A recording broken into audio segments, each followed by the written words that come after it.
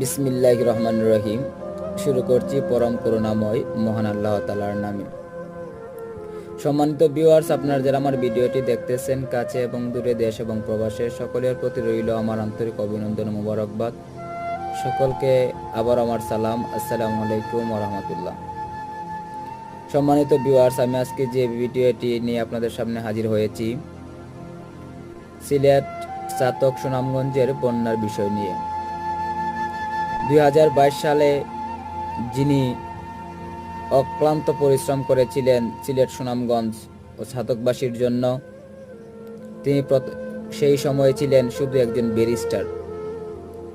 এখন 2024 সালে গতকালকে যিনি মাথার ঘাম পায়ে ফেলে অক্লান্ত পরিশ্রম করে সোনারঘাট